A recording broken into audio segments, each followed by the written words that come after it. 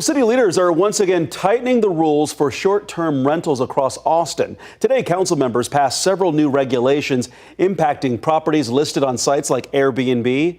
KVUE's Brianna Perez is live downtown with more on the changes owners and their neighbors can expect. Brianna. Yeah, Mark, city officials say the goal is to curb unlicensed short-term rentals and to strengthen enforcement. Meanwhile, local short-term rental owners say that added regulations could drive more people to buy their properties outside of city limits.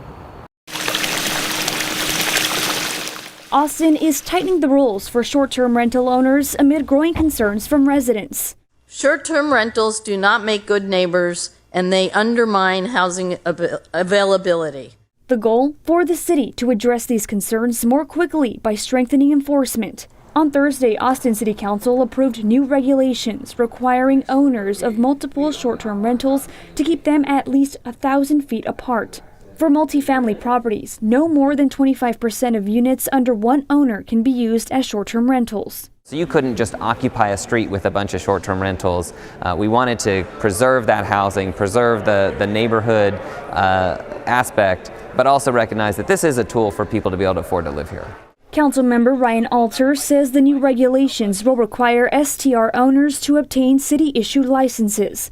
Platforms like Airbnb and Vrbo must now list those licenses, giving the city a tool to declare properties a nuisance, revoke licenses, or mandate fixes for repeat problems. If you go and you list on Airbnb and you don't have a license, the city can go tell Airbnb you need to take that person off. So finally, we have a little enforcement that we've lacked for a long time.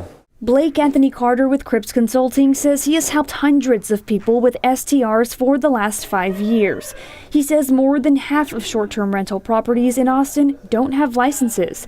He believes this will help the city know who is operating the property, but will impact supply. On the side of the short-term rental industry, the performance of properties, like the actual rental revenue and booking and occupancy and daily rates, have been affected because there's a lot of short-term rental properties in Austin. With this going into effect, it's going to drop off potentially half of the properties if people don't get licensed. With this being council's second set of regulations this year, he says some people may start looking at options outside of the city. And so what we're probably going to see next is more people are going to flood into the outskirts to run their short-term rentals. And city leaders say that a majority of these regulations will go into effect come October 1st. Meanwhile, the licensing requirement will be delayed until early next year.